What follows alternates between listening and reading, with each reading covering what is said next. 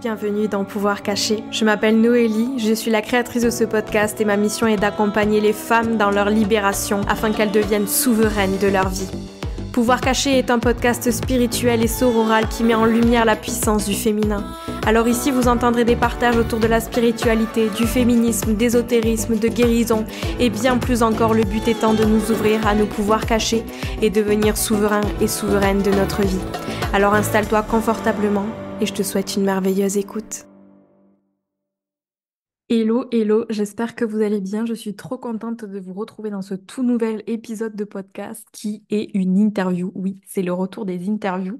Et il y a un truc un petit peu particulier parce que j'ai décidé aussi de proposer le podcast sur YouTube. Donc pour celles et ceux qui nous écoutent sur Apple Podcast, sur Spotify, sur Google Podcast et toute autre plateforme sur lesquels vous pouvez écouter le podcast Pouvoir caché, ben maintenant vous pouvez écouter et surtout regarder les épisodes puisque cet épisode sera proposé en vidéo sur YouTube. Voilà, si jamais ça vous intéresse.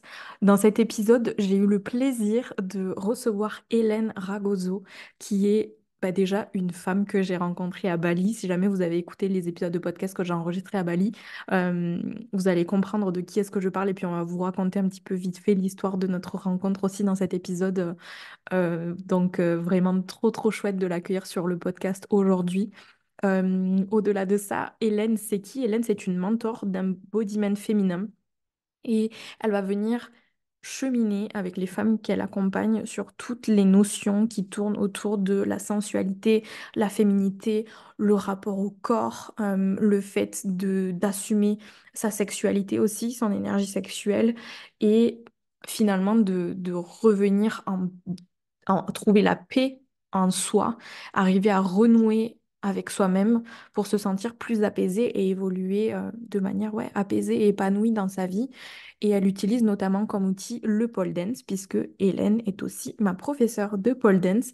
Donc elle va vous parler de tout ça, hein, du pole dance, de la danse sensuelle qu'elle utilise aussi et de tous les autres outils. Elle va vous raconter son histoire personnelle, son cheminement à la découverte de sa sexualité, la guérison de sa blessure de l'humiliation. Enfin bref, Hélène, elle a vraiment un parcours hyper inspirant.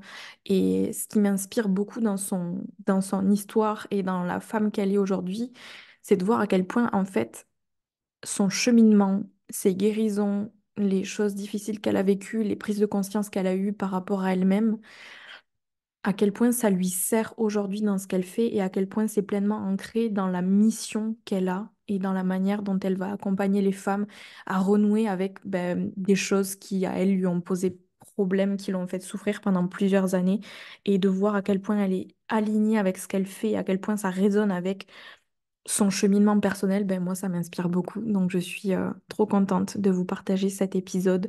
Et c'est vraiment avec une joie et une excitation profonde que je vous partage cette interview.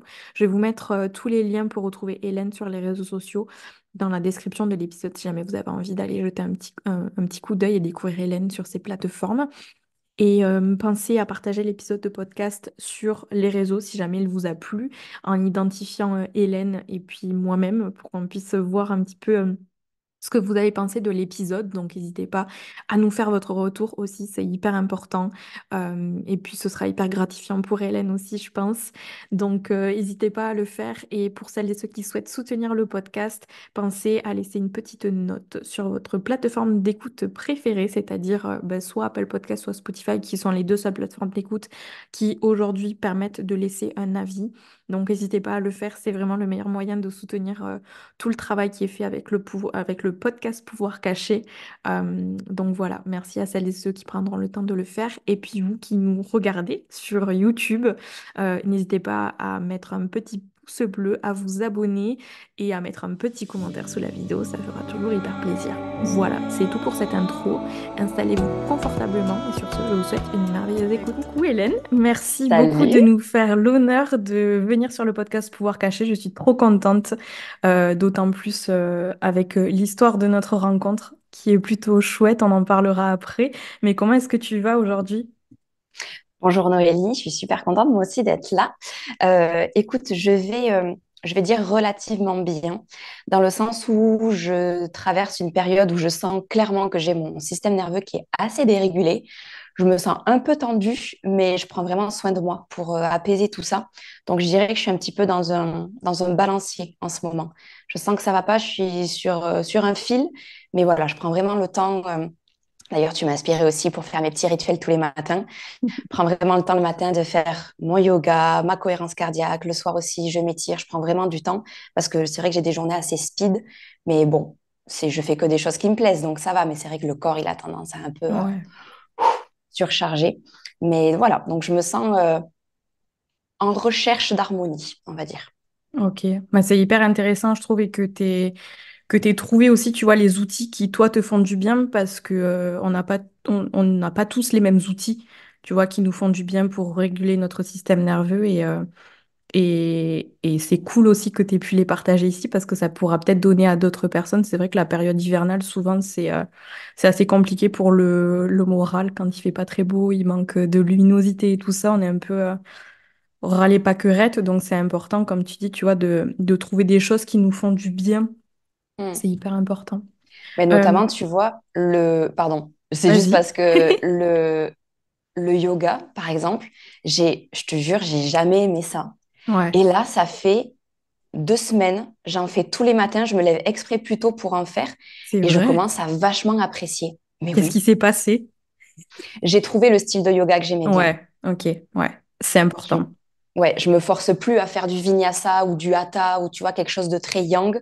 Et par contre, le morning yoga assez doux qui permet de réveiller le corps ou le yin le soir, en Ouais, fait, je me rends compte que ça me fait énormément bien et je suis pas dans la performance non plus parce que moi, j'associe beaucoup le yoga au stretching. ouais, Donc, pour essayer d'être plus souple, vu mon travail. Et là, je le fais vraiment sans forcer et juste pour me faire du bien. Donc, ouais. je commence à apprécier et franchement, c'était pas gagné. Donc, s'il y a des personnes ici qui écoutent et qui aiment pas le yoga, essayez une fois de plus juste et vous verrez, ça peut vraiment déclencher des choses sympas.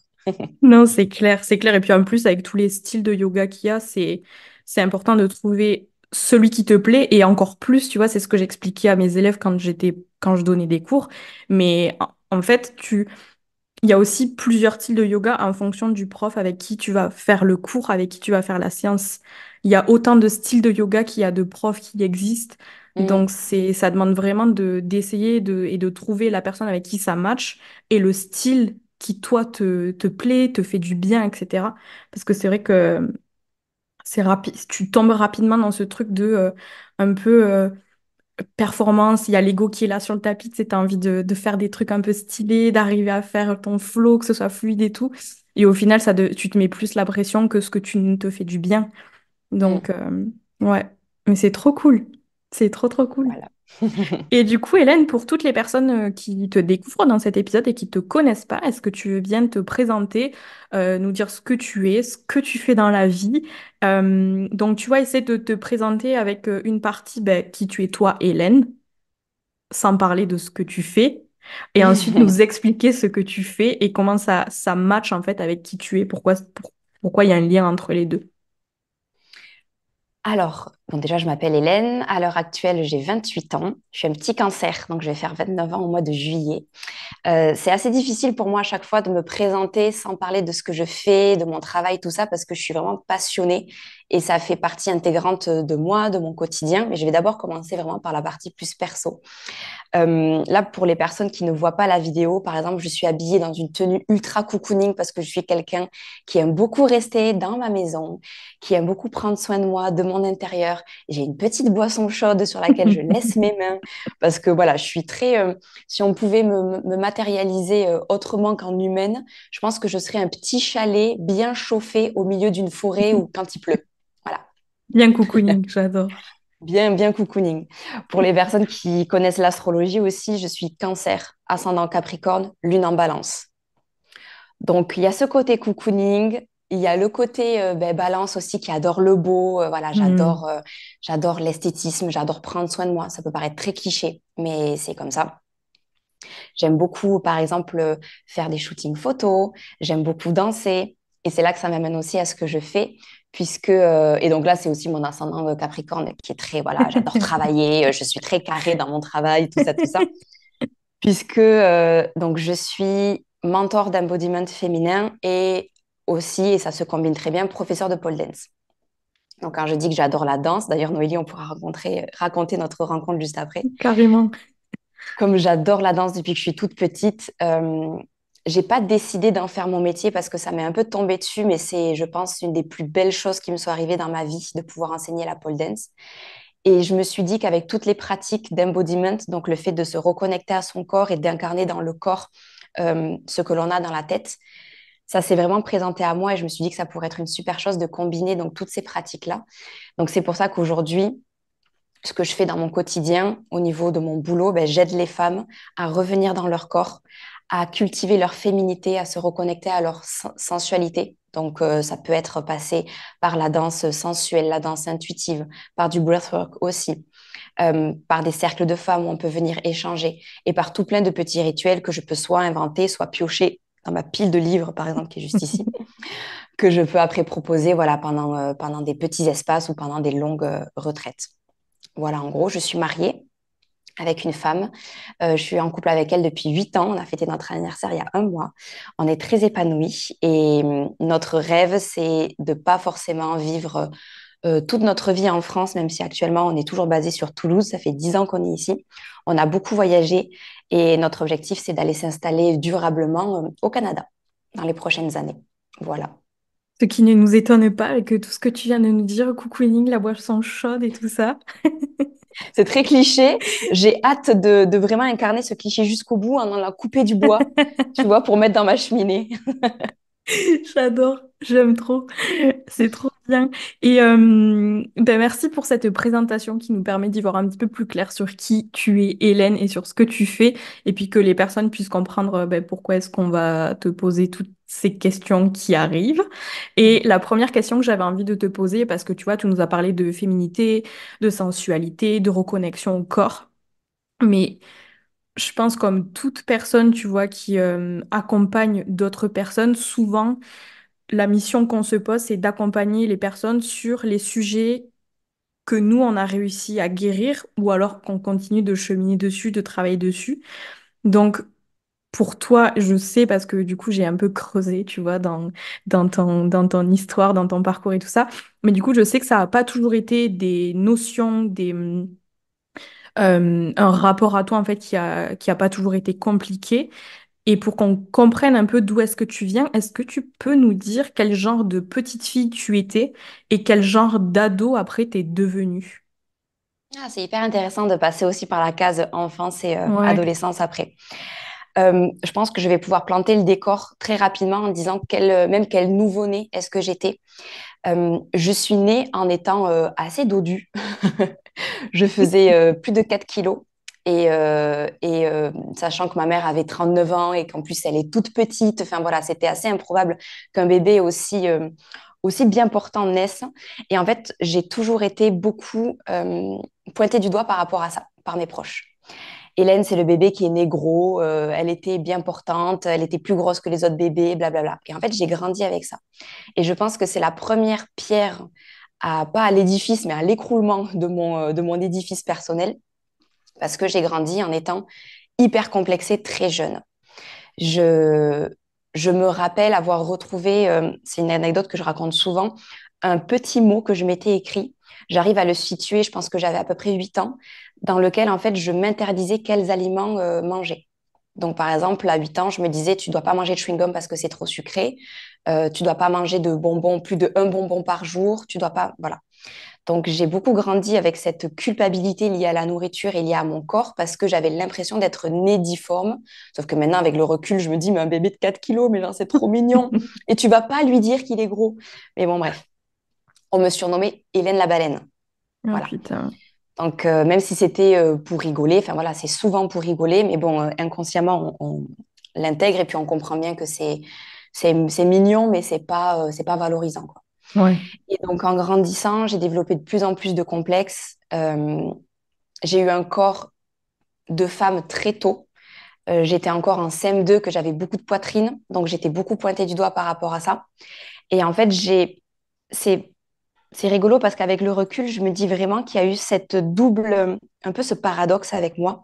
D'un côté, j'ai été féminisée très tôt et c'est quelque chose que j'ai apprécié. J'ai apprécié avoir un corps de femme, j'ai apprécié avoir beaucoup de poitrine, j'ai apprécié être plus formée que les autres et cultiver ce côté féminin un peu séducteur qui, bon, après coup, je me rends compte, était complètement nocif. Et de notre côté, j'étais très complexée, très pointée du doigt par mon poids parce que ben voilà, comme j'étais plus formée que les autres filles, ben j'étais un peu plus grosse et j'avais vraiment les hanches plus larges, plus de bidou, etc. Jusqu'à ce que ça me complexe tellement que j'ai décidé de faire un régime quand j'avais 15 ans, accompagnée par une diététicienne. Alors, je ne comprends pas comment une diététicienne a pu me faire faire ça à mon âge, mais j'ai fait le régime Dukan, donc c'est-à-dire ne Mm. manger quasiment que des protéines pendant plusieurs mois, en sachant que je ne faisais pas de sport, hein, pas du tout adapté. Et pendant ce régime, j'ai perdu difficilement, mais je les ai perdus 4 kilos. Et en 6 mois, j'en ai repris 9 de plus. Et là, ça a vraiment été la dégringolade, où j'étais dans un inconfort énorme avec mon corps. Je me détestais. Quand j'ai commencé à vivre seule à mes 18 ans, j'ai commencé à être... je pense que j'étais déjà boulimique, mais là, j'ai commencé à faire de la boulimie vomitive. Donc, je me faisais vomir régulièrement. Ou alors, j'essayais, entre guillemets, d'éliminer l'excès de calories en allant beaucoup au sport. Moi qui n'étais pas du tout sportive, c'était un enfer de me traîner à la salle de sport, mais je le faisais quand même. Et de notre côté, j'avais ce côté ultra féminin que j'extériorisais beaucoup trop pour me sentir valorisée dans le regard de l'autre. Je ne me sentais aimée que si je plaisais, que si j'étais désirée. Donc, il y avait vraiment ce paradoxe de je me déteste et je ne peux m'aimer que si en face on me trouve désirable. Donc, je cultivais une féminité qui était exacerbée. Je crois que j'ai porté mes premiers joggings, je devais avoir 22 ans. Pour moi, c'était impensable qu'une fille soit en jogging, c'était pas beau, c'était pas gracieux, c'était pas féminin, alors que maintenant je porte quasiment des joggings tous les jours. Et donc tout ça, voilà, j'ai vraiment eu un passif très délicat avec mon corps qui m'a amené à, ben, j'ai vraiment été, et je pense que je suis encore sur ce chemin, mais bon, c'est beaucoup plus doux et beaucoup plus soft, on va dire, sur ce chemin de guérison-là par rapport à mon corps. Et donc, c'est grâce à toutes ces expériences que j'ai acquises moi-même, à toutes ces pratiques aussi que j'ai développées, que je peux aujourd'hui donc les partager à d'autres femmes au travers de mon travail. Bien Voilà pour la sûr. partie enfance, adolescence et adulte. Voilà, il y a eu plein de choses qui, à l'âge adulte, ont fait que j'en suis là aujourd'hui et qui font que je suis très alignée avec cette mission-là que je me donne puisque je l'ai moi-même vécue. Ouais, ouais, et c'est hyper important pour savoir, bah, parce que toi tu l'as vécu, donc ce qui fait que tu peux encore mieux accompagner les autres, hein. Et tu disais que après à l'âge adulte, il s'est passé des choses qui t'ont permis d'être aujourd'hui sur le chemin sur lequel tu es. Euh, et je crois qu'il y a une de ces choses, ça a été notamment ta rencontre avec Jodie, qui est aujourd'hui devenue ta femme. En quoi est-ce que cette rencontre et les prises de conscience que tu as eues à cette période-là de ta vie, ça t'a amené à commencer à guérir, à cheminer en tout cas avec ces thématiques-là? Alors, ce que je vais dire, ça peut paraître un peu anti-développement personnel, comme on peut l'entendre. Euh, mais c'est vrai que c'est cette relation-là, d'autant plus relation homosexuelle, puisque je me suis vraiment alignée avec ma sexualité de base que je refoulais. C'est à ce moment-là que tu as compris. Ouais, alors j'avais déjà eu des prémices quand j'avais 13 14 ans, puis quand j'en avais 19. Et Jodie, je l'ai rencontrée quand j'avais 20 ans, et là, ça m'a vraiment sauté aux yeux. Ok. Donc c'est là que je l'ai compris, et pour le coup, je l'ai accepté très vite. C'était un soulagement, mais énorme. Donc je l'ai accepté très, très vite. Et en fait, je pense vraiment que c'est ma relation avec elle, et elle en particulier, qui m'a énormément aidée à marcher sur ce chemin de la réconciliation avec mon corps. Et c'est pour ça que je dis, ça peut paraître un peu anti-dev perso, parce qu'on dit toujours, oui, qu'il faut compter sur soi, qu'il faut se développer soi seul, qu'il faut pas chercher l'amour dans le regard de l'autre, mais dans son propre regard. Oui, je suis d'accord avec ça. Mais s'il y a personne qui t'aide autour, c'est quand même extrêmement Ouais. compliqué. D'où l'importance des relations. D'ailleurs, je crois qu'il a été prouvé dernièrement que les relations épanouissantes, mince, comment on dit, c'est la condition numéro une au bonheur. Ça m'étonne tellement pas. Donc voilà, on parle de développement personnel. Je pense que c'est un développement interpersonnel aussi qui se Ouais. fait et qui est très important. Et donc en fait, si c'est Jodie qui m'a énormément aidée à me réconcilier avec mon corps, c'est parce que c'était, et c'est encore une personne, euh, qui prend du kiff tout le temps, surtout par rapport à la nourriture. C'est quelqu'un qui pouvait, alors je dis pas que c'est bien hein, au niveau de la santé, mais à l'époque, moi, je trouvais ça oufissime, quelqu'un qui pouvait manger un fast-food le midi, pizza le soir, se faire un apéro le lendemain soir, et puis remanger quelque chose de hyper gras le lendemain. Moi, je me disais, mais waouh, moi, je me suis jamais autorisée à faire ça de ma vie. Enfin, pour moi, c'était impensable. Je pensais toujours que j'allais grossir et que, bref. Et en fait, pour pouvoir coller à son mode de fonctionnement et pour pouvoir prendre du kiff aussi avec elle, j'ai commencé à la suivre. Et en fait, je me suis rendu compte, un, que je ne grossissais pas, et que de deux, plus je mangeais par plaisir et sans culpabilité, et plus je perdais du poids. Hmm. Et c'est au bout de 3 ans, 3, 4 ans, que je me suis rendu compte que j'avais perdu 15 kilos. Ah ouais. Donc c'est limite affolant. C'est limite affolant parce que tu te vois dans le miroir, tu n'as rien fait pour changer, tu t'es juste senti mieux dans ta tête, et là, ça a un impact sur ton corps auquel enfin, moi, je rêvais d'être plus mince depuis que j'étais toute petite. Et entre guillemets, mon rêve, alors maintenant, c'est plus du tout mon rêve, mais entre guillemets, mon rêve est devenu réalité alors que je n'y accordais plus aucune importance. Parce que pour moi, c'était plus mon apparence physique qui comptait, mais c'était de juste profiter de la vie avec elle. Et donc, c'est aussi passé par la sexualité, le fait de me lâcher la grappe par rapport à ça, de ne plus chercher à être valorisée dans le regard de l'autre, mais juste à me valoriser moi seule. Ça a été renoué avec les plaisirs aussi de manière générale, le plaisir de m'habiller comme j'en avais envie, le plaisir de me reposer si j'en avais besoin. Bref, tout ce qui est lié à la sensualité, finalement, se reconnecter à ces 5 sens, c'est vraiment ça qui m'a aidé à enclencher cette réconciliation-là avec mon corps, que je considère en fait comme le temple du kiff et non pas comme un ennemi qu'il faut restreindre pour correspondre à tous les standards qu'on nous impose. Ouais. Putain, c'est trop bien ce que tu dis, c'est hyper intéressant. Et je te rejoins sur le fait de...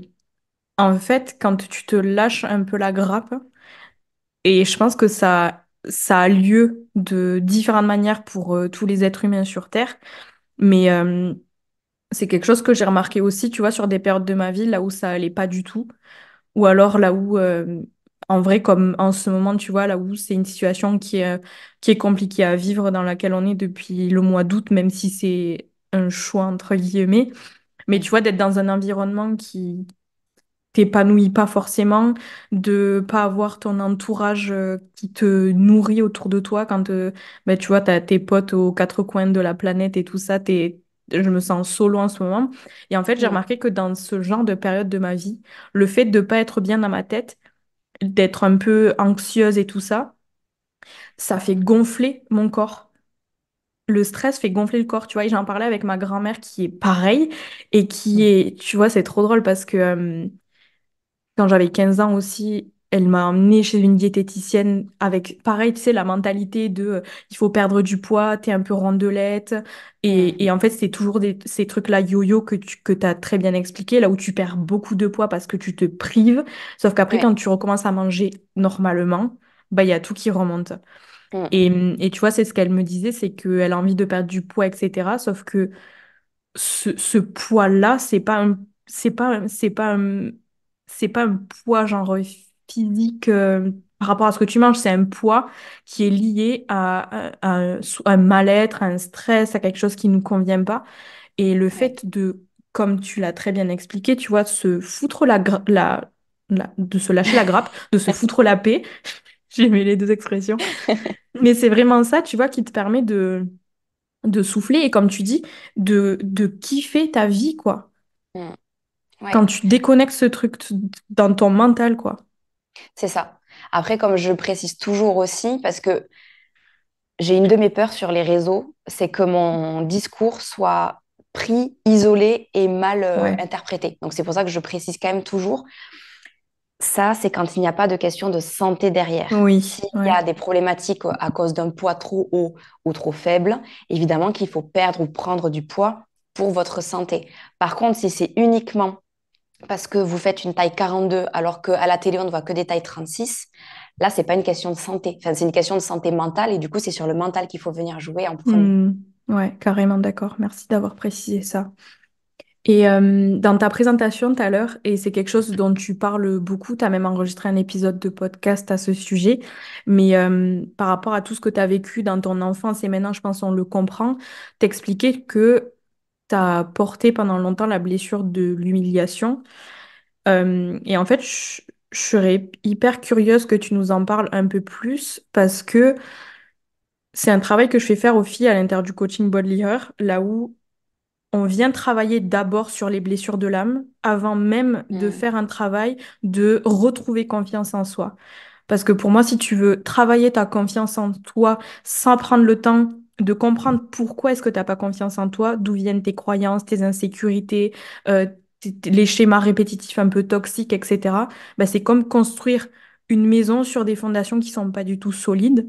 Donc, je suis Mm. hyper curieuse de savoir, toi, comment est-ce que ta blessure de l'humiliation, elle t'a impacté jusqu'à un point où tu t'es dit, il va vraiment falloir que j'aille regarder ce truc? Comment est-ce que ça t'a impacté concrètement dans ta vie? Comment est-ce que peut-être des fois encore tu l'observes? Parce qu'en vrai, une blessure, même si on la guérit, des fois on arrive à la re-observer, tu vois, dans certains comportements ou réactions qu'on arrive ensuite à réaligner avec des actions qui nous semblent plus alignées par rapport à la personne qu'on est aujourd'hui.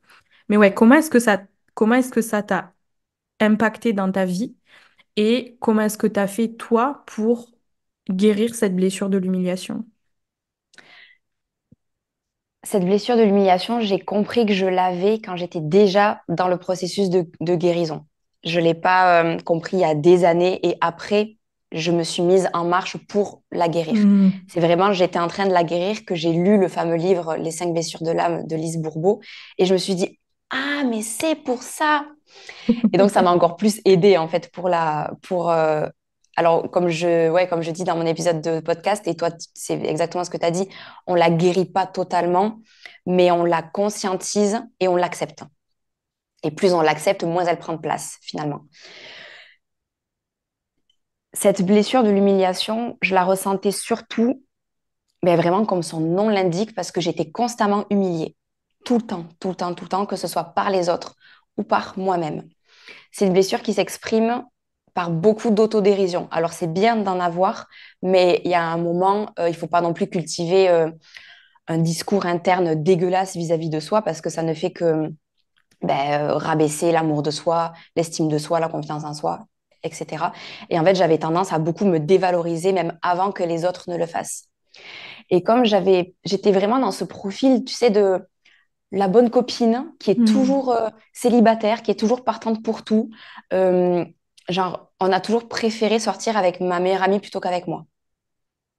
Tu vois, même si je faisais le premier pas, on me disait, toi non, mais je préférerais avoir le numéro de ta pote. Putain. En plus, j'étais quelqu'un d'extrêmement timide et pour moi, faire le premier pas pour demander un date à quelqu'un ou quoi, enfin, c'était affreux et Hmm. du coup, je me prenais tout le temps des murs comme ça. Donc, beaucoup d'humiliation.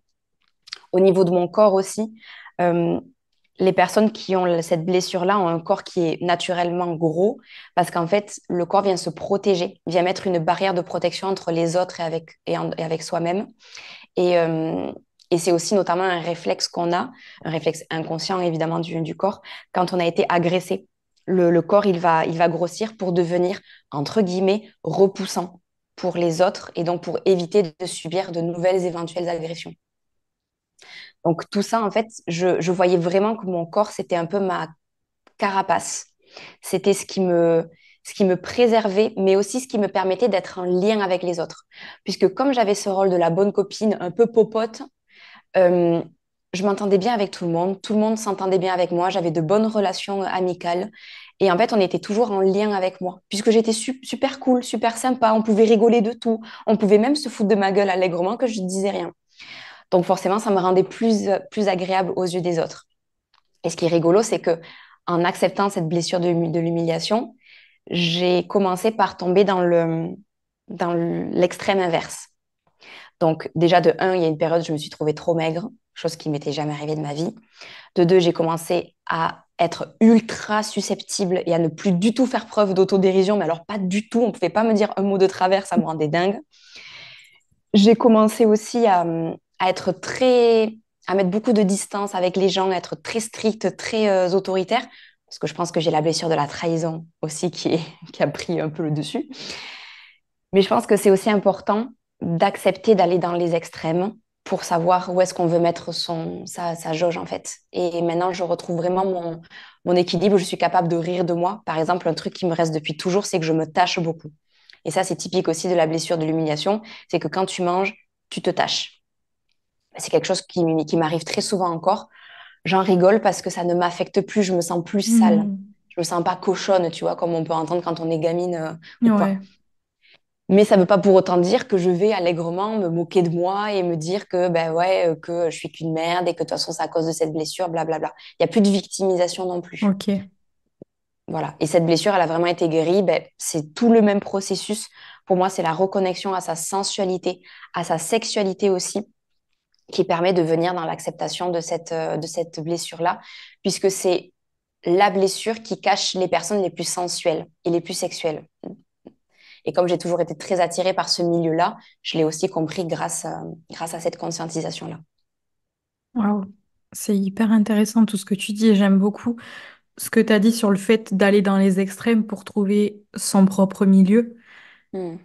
Je pense que c'est hyper important en effet, tu vois, parce que c'est quelque chose qui est propre à chacun en fait.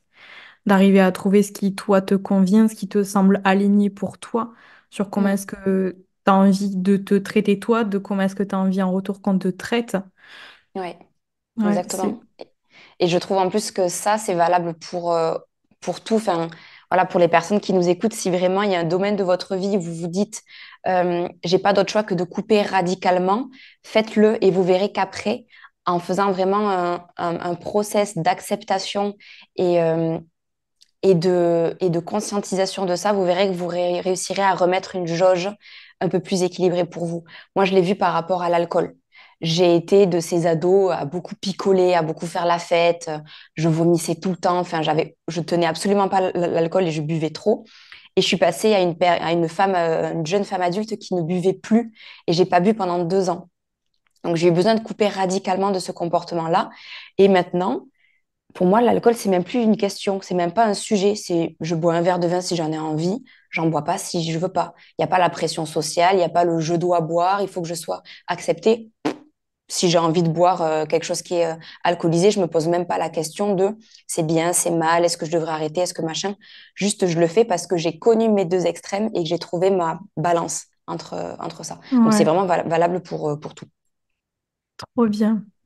Et bon, il y a un truc qui t'a permis d'enclencher ce cheminement, on en parlait tout à l'heure, c'était ta rencontre avec Jodie, le fait de comprendre ton homosexualité, te reconnecter à ta sexualité, etc. Mais il y a aussi autre chose qui Mm. est la danse et plus précisément le pole dance. Est-ce que tu veux bien nous expliquer comment... En fait, il s'est passé quoi quand tu as découvert le pole dance concrètement? Alors, la danse, déjà, ça m'a toujours énormément attirée. J'ai toujours rêvé d'en faire, mais bon, quand j'étais enfant, j'en ai un petit peu fait. Puis après, à l'âge adulte, tu fais tes études, tu as un peu moins le temps, tu commences à bosser, tu as l'impression que tu n'as plus le temps de rien, tu prends jamais le temps de faire des loisirs ou quoi. Et puis un jour, je me suis dit, alors j'avais déjà beaucoup cheminé sur ça, et je me suis dit, bon, il est temps de vraiment venir me reconnecter à mon corps avec quelque chose qui va lui faire énormément plaisir, c'est de danser. Donc, avant de commencer la pole dance, j'ai fait autre chose. J'ai fait un mois de burlesque. Donc, le burlesque étant, vous savez, tout ce qui est ce qu'on voit sur scène dans les cabarets, avec de l'effeuillage, avec un peu du théâtre, tous les habits rouges avec des plumes, blablabla. Bon, j'ai pas aimé, dans le sens où j'aimais pas le côté théâtre. J'ai adoré le Ok. côté danse et effeuillage, mais le côté théâtre, voilà, j'ai jamais été trop à l'aise avec ma voix, le fait de jouer un peu autour de la sexualité et tout, avec un peu d'humour, c'est pas du tout quelque chose qui me botte. Mais j'étais quand même contente de cette expérience. Ça m'a sorti énormément de ma zone de confort. Enfin voilà, apprendre à me déshabiller devant 10 autres femmes. Enfin pour moi, c'était un peu what the fuck. Enfin, Ouais. mais je savais que ça me plaisait. Je sentais que je pouvais m'épanouir si vraiment je continuais à sortir de cette zone de confort-là. Et puis en rentrant, j'ai dit à Jodie, écoute, en fait, je pense que ce que je veux vraiment faire, c'est de la pole dance. Et ça, j'en avais pris conscience parce que notre premier date avec Jodie, c'était dans un club de striptease. Et en fait, cette soirée-là, je suis tombée amoureuse de Jodie et de la pole. Donc c'était Énorme. assez ouf, ouais, c'est assez cocasse. Euh, Pour Jodie un faisait premier partie. date, j'avoue. Non, mais c'est vraiment improbable. Mais Jodie faisait partie du monde de la nuit. Elle travaillait dans des Ah bars. Du bah coup, oui, ouais. elle connaissait beaucoup de monde. Elle était devenue amie avec des stripteaseuses. Et du coup, des fois, elle allait dans leur club ou pour boire un verre, pour discuter avec elle ou quoi. Bon, cette soirée-là m'a permis de comprendre énormément de choses sur moi, du coup. Et donc, quelques années plus tard, je dis, bon, en fait, je veux faire comme ces filles-là. Pas forcément dans un club, mais je veux apprendre à faire comme elles. Je pousse la porte du studio de pole dance. Il m'a suffi d'un cours de 1 heure pour prendre un abonnement sur 6 mois. Moi qui normalement suis très frileuse, je prends le temps avant d'acheter. Ouais. Je passe 3 mois à peser le pour et le contre parce que la pole dance, c'est quand même une discipline qui est assez chère. Et là, je le savais, j'y suis allée franco. Et en fait, c'est fou comme au fil des semaines, tu passes d'un oh putain, je me vois dans le miroir, je suis presque nue, j'arrive à rien faire, j'ai pas de muscles, je suis pas fluide dans mes gestes. Les autres filles sont vachement meilleures que moi. Ma prof, elle est dingue, j'arriverai jamais à avoir un niveau comme ça, je me sens complètement ridicule. Tu passes de ça à en quelques mois, tu te vois dans le miroir déjà, t'es plus habillée en shorty, en brassière, t'es Mm. habillée en string et en petit soutif. T'es là, oh waouh, ton corps, il a commencé à se transformer tant à l'extérieur, parce que forcément, tu prends des muscles, tu deviens plus Ouais. souple, etc., mais aussi de l'intérieur, parce que tu tiens vraiment un discours de putain, je suis capable de faire des trucs de fou que même des personnes qui peuvent être hyper musclées ou quoi ne sont pas capables de faire. Et en fait, ça donne un pouvoir sur soi qui est incroyable. Et en plus de ça, le fait qu'on ne soit qu'entre femmes, dans une même ambiance, très girly ou quoi, mais aussi très vulnérable parce qu'on est toutes presque nues. On galère toutes et on s'entraide toutes qu'en fait, le sentiment de sororité, il est fou et ça décuple la puissance de la transformation. Et je pense vraiment que la pole dance, en tout cas, bon, maintenant c'est encore plus, mais quand j'étais élève, c'est vraiment ce qui m'a permis de trouver cette balance justement entre le je prends du plaisir avec mon corps et je fais un peu n'importe quoi, par exemple au niveau de la nourriture, et de notre côté, je prends aussi soin de mon corps physiquement en refaisant du sport, mais aussi en exprimant une facette de moi que je refoulais depuis longtemps, dont j'avais énormément honte. Parce que Ouais. j'avais honte d'être une femme très femme, entre guillemets. J'ai toujours adoré, je sais pas moi, le maquillage, les talons, les mini-jupes, les barésies, tout ce qui était très sexy, ça m'a toujours énormément attirée, j'en avais honte. Et là, tu te retrouves dans une pièce avec une prof que plus sexy que ça, tu meurs et tu vois qu'elle est totalement à l'aise avec ça. Et tu te dis, mais en fait, c'est une personne qui est saine, donc je suis une personne saine moi aussi et j'ai le Ouais. droit. Du coup, il y a plein de pop, pop, pop, pop, comme ça qui pop dans ta tête. Et après, bien évidemment, l'expérience est différente pour chacune, mais moi, c'est ce qui m'a vraiment permis de me réconcilier avec aussi la facette très féminine extrême par rapport à mon corps. Ok.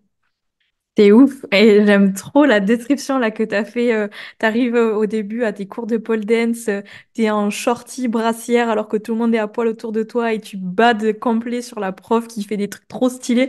Hop, j'ai l'impression que t'es en train de décrire du coup genre comment moi aussi est-ce que j'ai découvert la pole, tu vois, avec toi en venant à tes cours. Mm, Je sais pas, tu te souviens au début j'étais pareil, j'étais en shorty brassière. Et au fur et à mesure, tu te libères un peu de tout ça. Mais c'est vrai que c'est la pole, je trouve que c'est vachement. Au début, c'est vachement challengeant parce qu'en plus, quand tu débutes, on dirait.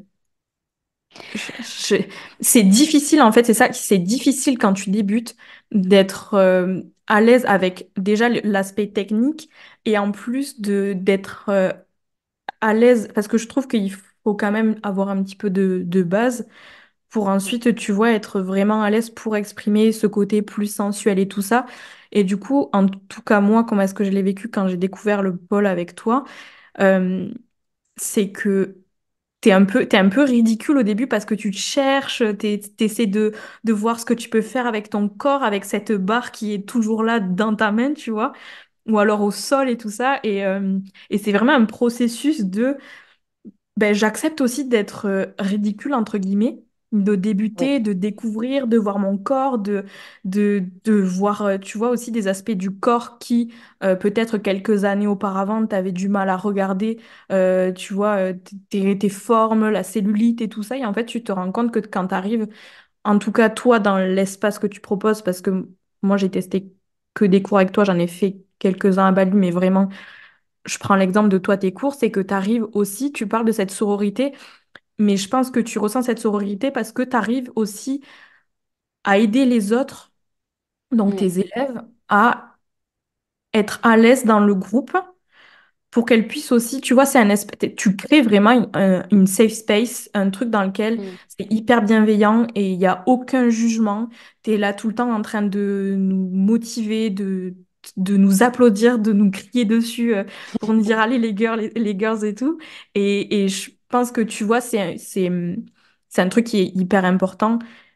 Et je pense que c'est aussi, c'est vachement grâce à toi, finalement, mm, grâce à l'énergie que tu mets dans ces cours et le message que tu veux faire passer. Parce que au-delà du fait que ce soit un cours de pole dance, tu vois, un truc qui pourrait rester hyper.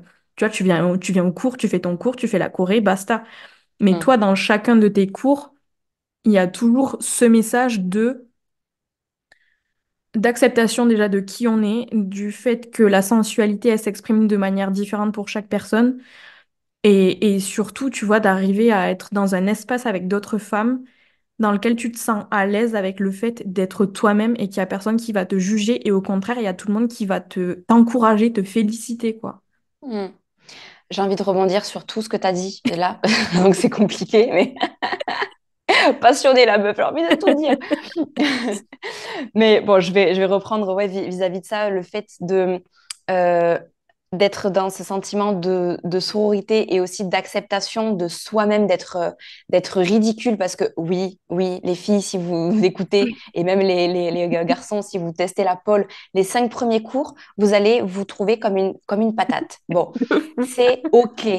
C'est OK, c'est difficile, je sais, de garder un discours bienveillant vis-à-vis de soi. C'est OK de ne pas réussir aussi. Moi, mes premiers cours, je sortais, j'étais en larmes, tellement c'était dur.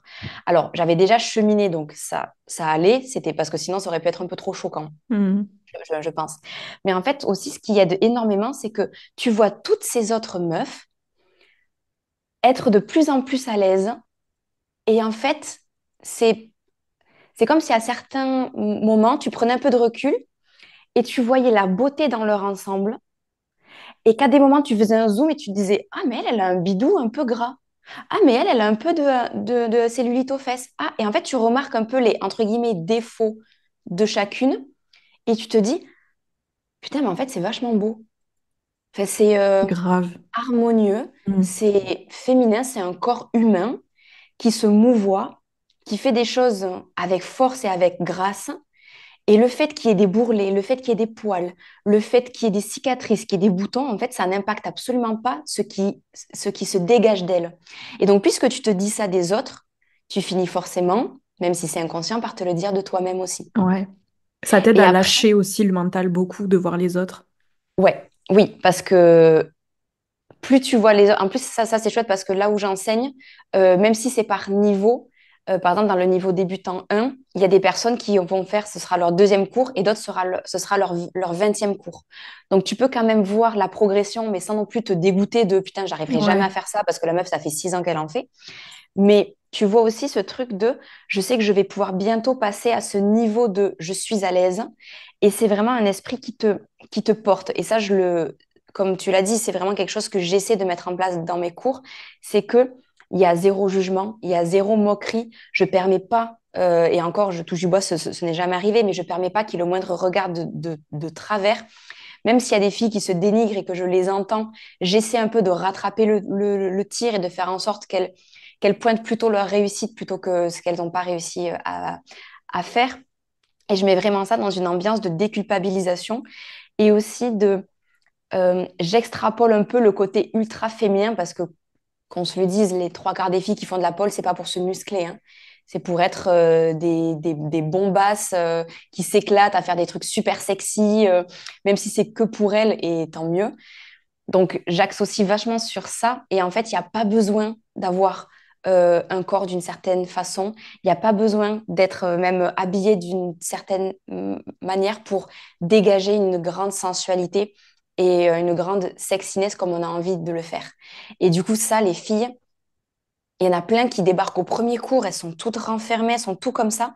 Et à la fin, elles sortent, mais elles ont le smile et elles me disent merci parce que je me suis lâchée et je ne me pensais pas capable d'arriver à un tel niveau de lâcher prise et je suis très fière de Hmm, moi. Et ça, quand il y a ça, j'ai tout gagné, quoi. de fou. C'est trop beau, c'est trop trop bien. Euh, j'ai envie d'enchaîner sur une question pour capter un petit peu comment est-ce que toi, aujourd'hui, après, je pense que c'est, enfin oui, c'est propre à chacun, mais qu'est-ce qui fait que toi, aujourd'hui, tu te sens féminine, tu te sens sensuelle, tu te sens badass? Comment est-ce que tu définirais tous ces termes? Comme j'aime bien l'expliquer souvent, je scinde un peu la féminité en deux parties, dans le sens où je suis très connectée à ma féminité dans le sens de yin. Donc voilà, l'énergie yin, de la douceur, de la lenteur, la connexion à soi, à ses émotions, le repos, prendre soin de soi, prendre soin des autres, etc. Tout ça, ça me rend, je me sens très féminine grâce à ça. Il n'empêche que j'ai une énergie masculine qui est très forte, surtout quand il est question de travailler, de mettre en place des projets. Je suis capable d'être, voilà, d'abattre beaucoup de travail en très peu de temps, mais parce qu'aussi j'écoute mon cycle. Donc je fais vachement par rapport à mon cycle féminin. Et donc quand je suis plus dans les phases, on va dire, automne-hiver de mon cycle, j'accepte vraiment d'être dans mon yin, d'être moins productive, d'être moins efficace aux yeux de la société. Mais je sais que ces périodes-là sont vraiment propices après à être beaucoup plus épanouie et beaucoup plus en harmonie avec toutes ces phases et avec tous ces projets. Donc c'est ça déjà moi qui fait me dire que je suis quelqu'un de très féminin. Et après, la deuxième partie de la féminité que je vois, c'est la féminité un petit peu cliché. C'est celle qui correspond, on va dire, aux standards de la société que j'ai rejetée pendant longtemps parce que ben, je suis féministe, alors j'ai pas envie de m'épiler les jambes, j'ai pas Hmm. envie de me maquiller, j'ai pas envie d'avoir les cheveux brushés, j'ai pas envie de correspondre au male gaze, d'autant plus que moi, le male gaze, autant te dire que j'en ai rien à foutre. Euh, mais en fait, tout ça, pareil, je suis passée dans les deux extrêmes. J'ai été très sexualisée de manière féminine. J'ai tout coupé aussi, notamment quand j'étais nomade. Je prenais pas du tout soin de mon apparence physique pour, entre guillemets, correspondre aux standards féminins. Et maintenant, je retrouve un peu ma jauge entre les deux. Donc, il y a des jours, je vais me maquiller beaucoup et d'autres jours, je me maquillerai pas. Il y a des jours, je vais passer ma journée en jogging et d'autres jours, je vais être en cuissard des mini-jupes, etc. Et tout ça, ce qui fait qu'en fait, ma féminité, finalement, je me pose même plus de questions de savoir est-ce que je suis quelqu'un de féminin ou pas, est-ce que je suis sexy ou pas. Je pense aussi parce que j'ai déconstruit la notion de genre. Alors, je conçois que ça ne parle pas à tout le monde et c'est complètement OK avec ça. Mais pour moi, un homme peut être très féminin. J'adore les hommes qui se maquillent, j'adore les hommes qui portent des jupes. Et du coup, ça me permet, moi, de ne plus avoir l'impression de me plier aux standards, aux injonctions d'une société qui écrase les femmes et qui valorise les hommes. Et maintenant, je fais un peu ce que je veux quand je veux. Et c'est comme ça que je me sens féminine. Parce que je Ouais. m'écoute et je suis dans mon plein pouvoir et dans la pleine expression de qui je suis, tant de l'intérieur de mon corps que dans l'extérieur. C'est trop beau ce que tu dis. Et c'est quelque part, tu vois, c'est quand tu arrives à te connaître. Parce que finalement, si tu te poses pas toutes ces questions aujourd'hui, c'est parce que tu es juste toi. Et quand tu es toi, tu te questionnes pas vraiment sur toutes ces questions de est-ce que là je suis féminine et comment est-ce que je pourrais être plus sensuelle parce que finalement, tu te permets d'être toi-même dans différents secteurs, dans différentes thématiques. Et tu te permets d'explorer aussi qui est-ce que tu as envie d'être à certains moments Mm, de ton cycle menstruel ou même des phases du cycle, tu vois, dans la nature avec les saisons et tout ça. mm, T'es pas dans les mêmes énergies en fonction de si t'es en été ou si t'es en hiver. Et je trouve ça hyper intéressant ce que tu viens de dire. Et pareil par rapport à l'énergie féminine, en tout cas yin, sensualité, exprimer son côté féminin chez les hommes. Ce que je te rejoins grave sur ça, et c'est hyper important de le rappeler, ça se raccroche pas à un genre, en mm. fait. Ouais.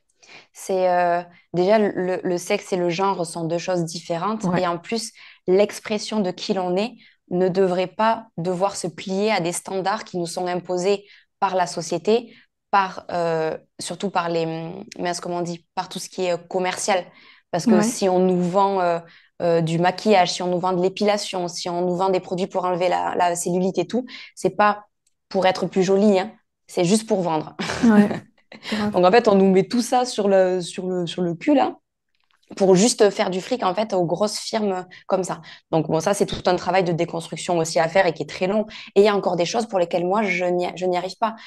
Aller à la plage en n'ayant pas le maillot épilé, je n'y arrive pas encore. C'est ok, c'est ok, c'est pas grave. Tant que je sais que euh, tant que j'ai conscientisé le fait que c'était une injonction et que je n'étais pas obligée, mais que je voulais quand même le faire, je trouve que Ouais. voilà, il y a déjà un grand pas qui est fait là. Et juste, je rebondis sur ce que tu as dit. Je pense que tu as vraiment résumé et ça risque de me servir aussi dans ma communication. En fait, quand on est soi et pleinement soi, on s'amuse juste à explorer différentes Mm. facettes en fonction de différents moments. Et parfois, si vous avez envie d'explorer votre facette ultra sexy, femme fatale et tout, faites-le sans honte. Faites-le, faites-vous plaisir. Si d'autres fois vous avez envie d'explorer votre côté ultra badass, énergie beaucoup plus masculine, qui est très ambitieuse, faites-le aussi. Ça vous rendra pas moins femme, moins homme, etc. Donc j'aime beaucoup cette notion de exploration. Ouais. Trop bien. Je pense que ça va être une des clés à retenir. Oui, merci. Et quand tu parlais de tout ça là, tu as mentionné le nomadisme. Oui. Et j'avais envie qu'on en parle un petit peu parce que c'est comme ça qu'on s'est rencontrés, notamment pendant votre voyage à Bali, à Jody et à toi. Si jamais les personnes qui nous écoutent se souviennent, j'avais enregistré un épisode de podcast à Bali dans lequel je racontais mon tout premier cours de danse et la rencontre de Hélène, du coup, à ce tout premier cours de danse auquel je suis allée en espérant ne connaître personne parce que je m'étais dit, pitié que personne ne soit témoin de ce carnage qui s'apprête à se passer. Et j'arrive et qu'est-ce que je vois? Hélène qui me dit Noélie. Et là, je me dis, oh mon Dieu, au secours, panique à bord. Mais au final, en est découlé bah, cette rencontre et puis le fait de venir au cours de pole dance et de te découvrir aussi autrement et de découvrir aussi Jodie et aujourd'hui de tisser ce lien, cette amitié comme ça. Et je trouve, comme on se disait, tu vois, l'autre jour par message, c'est vraiment l'univers qui pousse deux âmes à se rencontrer et je trouve ça trop bien parce qu'aujourd'hui, ben, on est là à discuter Mm. ensemble sur le podcast. Mais j'avais envie, tu vois, de rebondir un petit peu sur le nomadisme et savoir parce que quand même, avec Jodie, vous avez décidé de tout plaquer, entre guillemets, et enfin Oui, de tout plaquer. Vous étiez à votre compte quand même quand vous êtes parti. oui. Euh, mais c'est quand même une décision hyper courageuse de décider de partir de faire un an de nomadisme, de quitter la France et de visiter tout plein de pays. T'as retenu quoi de cette expérience? C'est quoi qui t'a le plus nourri? Qu'est-ce que t'as compris sur toi, peut-être sur ces facettes de toi dont on a déjà parlé depuis le début ou d'autres facettes de toi que t'as envie de partager là maintenant? Cette période de nomadisme, elle m'a fait faire un travail de l'ombre, un shadow work assez ouf, où en fait j'ai été face à des parts de moi dont j'avais très honte, ou même dont je n'avais pas du tout conscience et qui me drivaient. Et là, tu vois, la première qui me vient, alors c'est en toute vulnérabilité que je dis ça, hein. N'allez pas me critiquer derrière, hein, c'est vraiment, voilà, c'est quelque chose d'assez Promis. profond. Mais par exemple, je me suis rendu compte que depuis toujours, j'avais ce besoin de paraître exceptionnelle. Voilà. Hélène, celle qui plaque tout et qui va vivre à l'autre bout du monde avec sa femme sans savoir quand est-ce qu'elle va rentrer. Ça, par exemple, dans ma famille, c'est assez fou. Je viens d'une famille très classique où tout le monde a son CDI, la plupart d'entre eux sont fonctionnaires, enfin voilà, où tout est assez carré, on se marie, on a des enfants, etc. Bon, moi, j'ai un peu brisé ce schéma-là et en fait, je me suis rendu compte notamment que c'était quelque chose dont j'étais très fière, mais un peu trop. Donc, ça veut dire que voilà, je cherche la reconnaissance.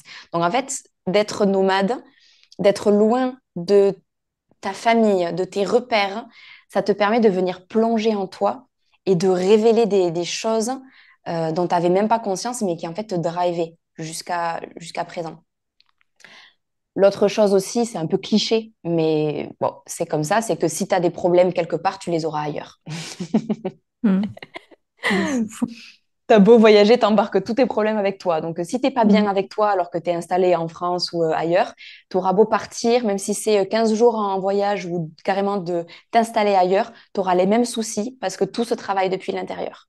Mm. Donc, l'environnement extérieur aide, ça je suis bien d'accord. Mais voilà, tout part quand même de soi. Une autre leçon, une autre leçon, et peut-être que ça parlera à certaines personnes ici, c'est que je suis comme les trois quarts des gens, j'adore voyager, j'adore découvrir, mais en fait, je peux pas être nomade. Je le referai pas. Parce que, ben, comme je l'ai dit au début, je suis quelqu'un qui adore être chez moi. Je suis très cocooning, je suis très casanière. Il me faut mes petites habitudes, mes petites routines à moi. Et en fait, être nomade, tu as ton système nerveux qui est tout le temps sur le qui-vive. Ouais. Et tout le temps en stress, d'autant plus qu'avec Jodie, on était, voilà, et encore, toutes les deux à notre compte. On n'avait pas forcément de rentrée d'argent régulière parce que nos business, c'est une période très compliquée pour nous. Donc, en fait, on a passé un an, certes incroyable à découvrir plein de cultures et à voir des paysages de fous et à se rencontrer nous-mêmes. Mais c'était un an de galère, de stress financier pour les logements, savoir comment est-ce qu'on allait payer les prochains billets d'avion. Et en fait, ça a généré beaucoup, beaucoup de stress et ce qui fait que là, je suis bien contente de me poser un petit peu quand même. Mm. Ouais. C'est hyper intéressant tout ce que tu as dit. Je te rejoins, mais sur tous les points, que ce soit le premier, le fait de partir. Tu vois, je me revois quand on est parti en Australie en 2018. Et c'était pareil, en fait, ce truc de fuir une situation qui te convient pas. Mm, Sauf qu'en fait, tu vois, moi, par exemple, à l'époque, j'avais des relations de merde avec ma famille. Ben, mes mm, relations, elles étaient toujours merdiques quand j'étais en Australie. J'ai eu beau ne pas appeler ma mère pendant un an quand je suis rentrée, ben, il n'y a rien qui a changé, et même ah ouais. empiré. Et le truc de dire aussi de partir, ça c'est hyper intéressant ce que tu as dit, de partir pour essayer d'impressionner les autres, c'est trop intéressant, tu vois. Et en Australie, tu le sais, tu sais, on est tombé en panne dans le désert. Mm, Et en gros, moi, quand on est parti en Australie, j'étais vachement en mode on va vivre la van life, je vais tout partager sur les réseaux sociaux, trop stylé, je vais faire bader tout le monde et tout. Je peux te mm, dire que l'univers, il m'a mis une grosse claque en mode non, non, ma cocotte, tu vas tomber en panne dans le désert et terminer ton idée de road trip parce qu'au final, on a surtout beaucoup travaillé en Australie, on n'a pas du tout fait le trip qu'on voulait faire, on n'a pas du tout mm. fait ce qui était prévu. Donc, ça m'a mis une grosse claque, tu vois, aussi à ce niveau-là. Et le fait d'avoir le système nerveux en permanence, c'est vrai que L'armée. c'est vrai que c'est pas évident parce que, ben, mine de rien, tu vois ce que tu disais, t'es casanière et tout ça, mais la notion d'ancrage, elle est hyper importante. Et c'est vrai que quand tu bouges beaucoup, parce que vous bougiez quoi, tous les un mois, 2 mois? Oui, minimum, le minimum qu'on soit resté dans un pays, c'est 2 semaines et le maximum, c'est deux Ouais. mois. Ouais, donc ça fait beaucoup de mouvements en peu de temps. Mm, oui. Ouais. Et c'est vrai qu'en plus, à l'époque, j'avais des petites routines d'ancrage, mais pas autant que aujourd'hui. Et en fait, le problème, c'est que quand tu rates un peu le coche, quand tu te dérègles un peu trop, en fait, c'est très difficile de rattraper les rênes. Mm. Et là, même rien que de se lever pour faire un peu d'étirement, ça te coûte trop. Ouais. Donc, tu préfères être en mode survie, c'est plus confortable pour toi que de t'extirper en fait de ce mode-là. Mais je pense que c'est aussi une bonne chose parce que c'est ce qui nous a permis de rentrer en France. Sinon, on serait resté Ok. nomade et je serais jamais devenue prof de pole dance et Mhm. j'aurais jamais fait tout ce que j'ai fait là et on n'aurait pas vécu dans l'appartement qu'on adore, dans lequel on est. On n'aurait jamais rencontré nos propriétaires qui sont installés au Québec exactement comme nous avons envie de faire. Donc voilà, donc en fait, il y a eu plein de trucs qui fait que, bon, finalement, c'est quand même pas pour rien. Comme tu dis, l'univers, il te met vraiment sur ta route des situations ou des événements pour toi, même que ce soit des maladies, enfin voilà, des maux, des blessures qui vont te permettre de modifier ta trajectoire. Ben, un peu toi avec le snowboard. Enfin voilà, Ouais. typiquement, c'est vraiment le truc de Ouais. comment l'univers agit, conspire Ouais. pour créer toute ta vie, quoi. Jusqu'à ce que tu comprennes, c'est dans le dur. C'est un peu rude avant, ouais. Il est pas doux. J'adore. Et du coup, tu nous parlais de tout ce que tu faisais maintenant et que tout bah, ton cheminement, ton histoire de vie t'a amené aujourd'hui à devenir, l'univers aussi, merci, à devenir prof de pole dance. Donc aujourd'hui, t'accompagnes en présentiel, donc avec le pole dance, avec les séances de breathwork, avec les cours de pole dance à Toulouse et aussi en Mhm. ligne, avec notamment ton programme sensuel, avec les workshops que tu commences à organiser aussi en ligne, avec le podcast aussi, Badass et Sacré, que je vous invite à aller écouter si jamais vous avez envie de découvrir Hélène sur son média de communication. Parce que c'est vrai qu'en vrai, les podcasts, c'est toujours chouette. Tu peux partager beaucoup plus que ce que tu partages sur les réseaux. Donc ça, c'est Oui, cool. Mais j'avais envie du coup que tu nous partages un petit peu plus. Ah oui, et tu organises des retraites aussi. Je l'ai pas dit. oui, Et tu oui, là prévois pour d'en... 2000. Ouais, tu Ouais, pour prévois d'en organiser 2024, une. ouais, j'aimerais bien en avoir. J'en ai deux en tête. Voilà, il y a deux en 2024 qui devraient se faire. C'est ce que j'aime le plus. Avec la pole, c'est ce que j'aime le plus Ouais. organiser, quoi. En présentiel, c'est toujours hyper magique.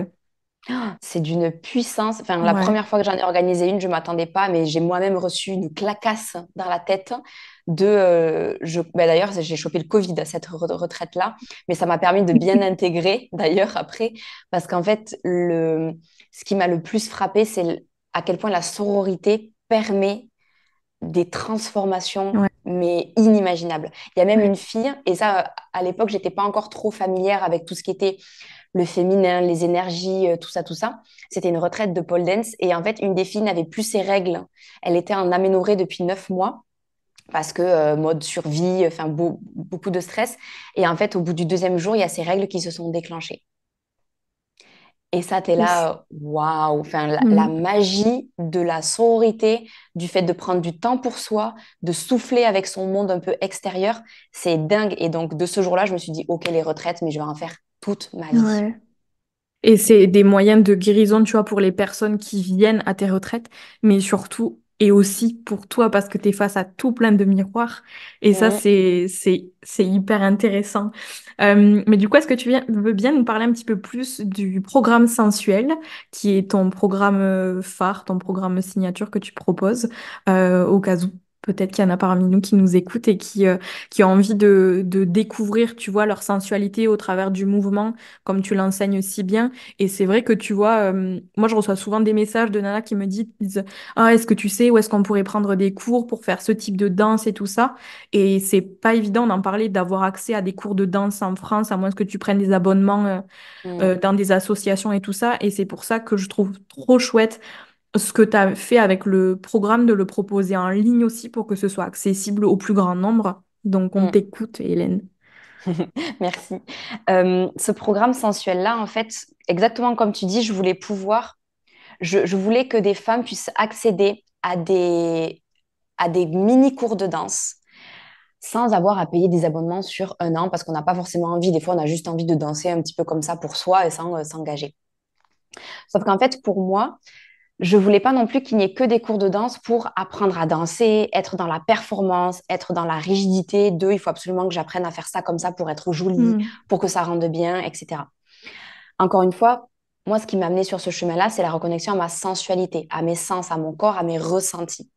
Donc, c'est pour ça que le programme sensuel, en fait, je l'ai conçu parce que oui, dedans, certes, on apprend deux chorégraphies, une qui est assez douce, assez ancrée, on va dire, et l'autre qui est beaucoup plus sexy. Mais en tout, il y a quatre danses. Pourquoi? Parce que je mêle ça avec de la danse intuitive. Je mêle ça avec de la danse extatique.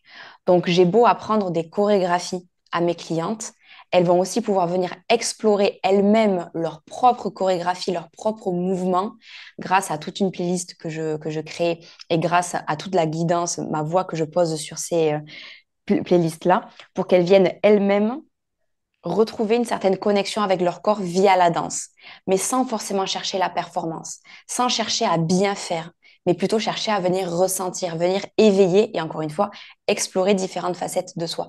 Donc c'est pour ça que ce programme, il est décomposé de quatre danses. La première, c'est purement une danse extatique pour lâcher prise, lâcher le corps, lâcher le mental, être vraiment dans vas-y, là, je libère les émotions. D'ailleurs, il y en a beaucoup qui m'envoient des messages en disant, j'ai pleuré comme j'ai jamais pleuré de ma vie. Donc, ça ne peut que faire du bien quand il y a ça qui se passe, quand ça se lâche comme ça. La deuxième danse, il y a une chorégraphie au début et après toute une guidance vraiment de sensualité, de connexion à son corps.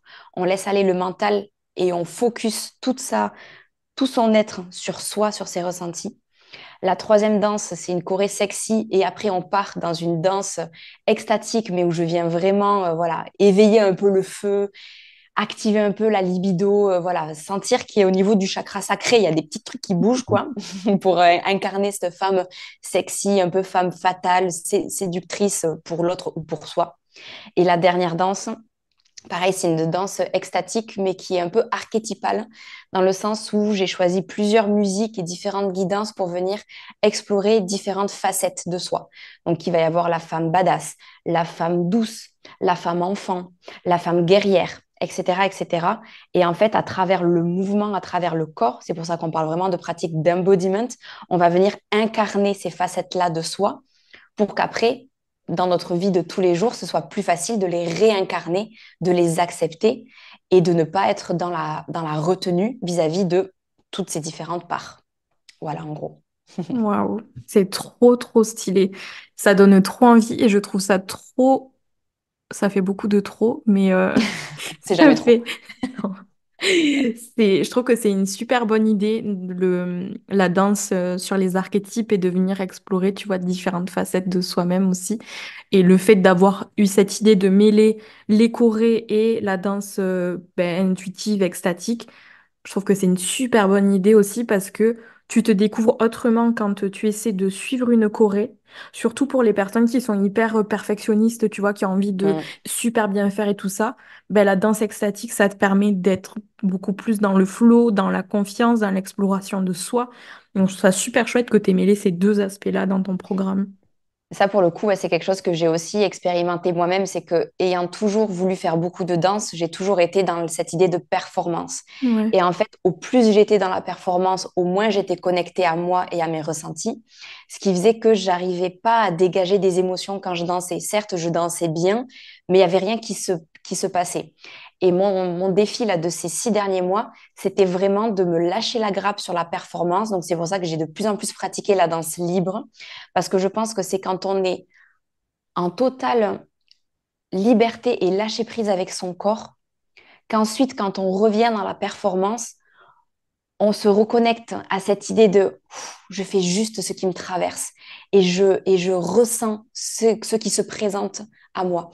Et je sais que ça s'est notamment ressenti quand j'ai fait un show de pole dance en décembre, où en fait je me suis dit, ok, ne cherche pas à faire une danse de fou, ne cherche pas à montrer que tu sais faire, mais essaie de communiquer. Communique avec le public. Montre vraiment qu'est-ce qu'il y a dans tes tripes. Et je l'ai fait et j'ai eu des félicitations, mais des choses qu'on ne m'avait jamais dit, en mode tu m'as donné des frissons, j'ai vraiment ressenti toute ton âme sur la scène. Enfin, tout ça, je trouve ça incroyable. Mais c'est, je pense, grâce à aussi le fait de mêler, certes, la recherche de performance, notamment avec une chorégraphie, et le fait d'être dans je vis ce que j'ai à vivre et je laisse mon corps transpirer ce qu'il doit transpirer, en gros. Hmm. C'est beau ce que tu dis, c'est super beau. Merci Hélène, on arrive à la fin de cet épisode, mais c'est pas terminé encore parce que euh, je vais te poser les 5 questions flash de fin d'épisode.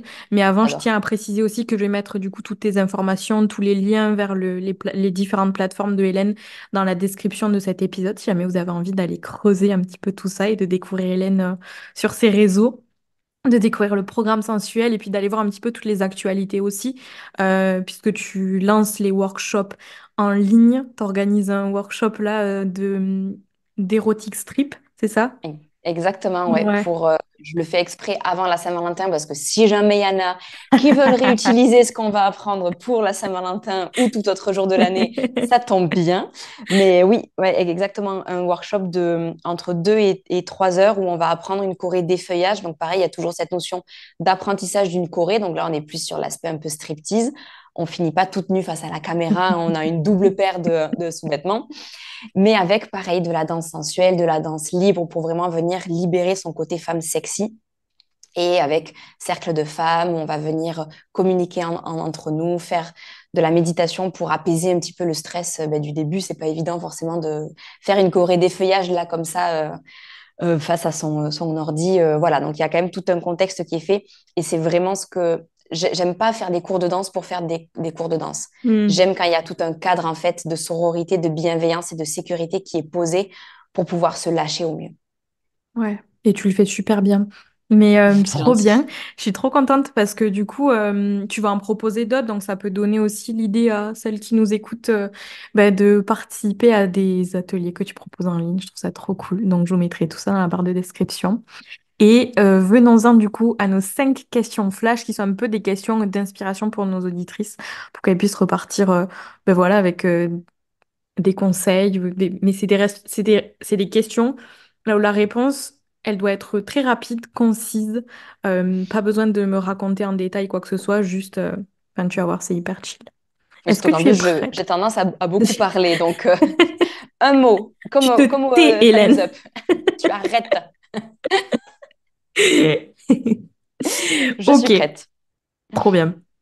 Du coup, la première question, c'est bon, là, tu vas peut-être avoir envie d'approfondir un petit peu, mais c'est qu'est-ce que tu aimerais dire à la petite Hélène?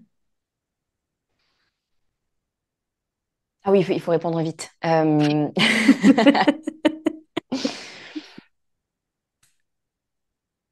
Tu as de la valeur, quelle que soit la manière dont les autres te perçoivent. Hmm, trop beau.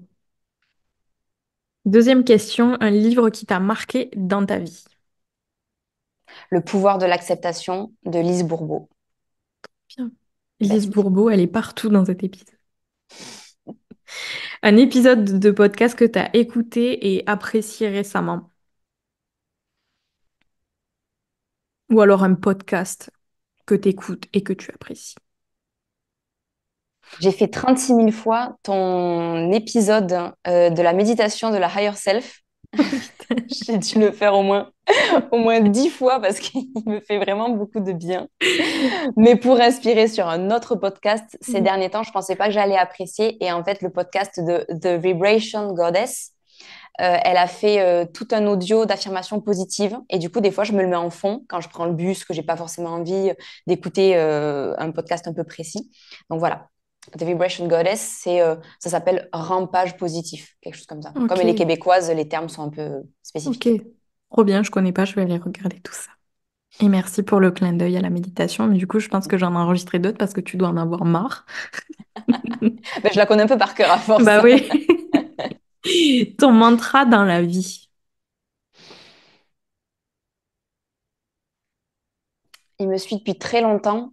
C'est pas tant un mantra, c'est une citation. Les bateaux sont plus en sécurité au port, mais c'est pas pour ça qu'ils sont faits. Hmm, j'adore, j'adore. Et une personne qui t'inspire. Hmm. Je vais pas faire dans le cliché, je vais pas dire toi ou ma femme, parce que là, pour le coup, ça fait très cliché, même C'est si c'est trop. vrai. C'est vrai, mais c'est too much, Hélène, arrête. Mais ça peut paraître cliché s'il y a des personnes ici qui sont vraiment dans le dev perso, mais Chloé Bloom est une de mes premières sources d'inspiration. Chouette. Mais je pense que Chloé Bloom parle à tout le monde parce qu'en plus, elle a été interviewée sur le podcast. Donc, C'est vrai? bah oui, ouais, il y Mais a j'ai pas vu longtemps. ça. Il y a un moment, je l'avais interviewée sur l'énergie féminine ou le leadership féminin en tant qu'entrepreneur, chef d'entreprise. Mais comment j'ai pu Ben louper ça? voilà, c'est ta prochaine écoute. De ouf. Pour mon prochain trajet en bus, c'est bon, Oui. je sais. Faudra remonter dans les épisodes parce que ça date un peu. Mais oui, Incroyable. ouais, Génial. trop bien. Ben merci Hélène pour toutes ces petites recommandations, ces petites inspirations. Et puis merci beaucoup d'avoir écouté, d'avoir accepté déjà dans un premier temps mon invitation sur le podcast. Ça me fait trop plaisir, tu vois, d'avoir pu échanger avec toi et et de te découvrir aussi un petit peu plus grâce à cet épisode-là. Et puis ça me fait trop plaisir aussi parce que je sais qu'il y a beaucoup de choses il y a tout ce que tu as dit, en fait, je pense, qui va faire beaucoup de bien aux personnes qui nous écoutent aujourd'hui et que ces personnes vont repartir avec tout plein de clés. Et j'en profite aussi du coup pour remercier toutes celles et ceux qui nous ont écoutés aujourd'hui. Et n'hésitez pas à nous faire un petit retour à Hélène et à moi, à aller envoyer un petit message à Hélène pour lui dire ce que vous avez pensé de tout ce qu'elle a dit, à partager l'épisode sur les réseaux sociaux aussi pour diffuser ces messages. Et voilà, écoute, merci beaucoup, Hélène. Merci à toi, j'étais trop contente et très hâte de reboire un petit café avec toi. Bah oui, de fou. Faut qu'on se reprenne un rendez-vous avant que je parte. C'est ça. Merci beaucoup de m'avoir invitée ici. Merci Hélène et merci à vous qui nous avez écoutés. Et sur ce, je vous dis à dans une semaine pour un nouvel épisode.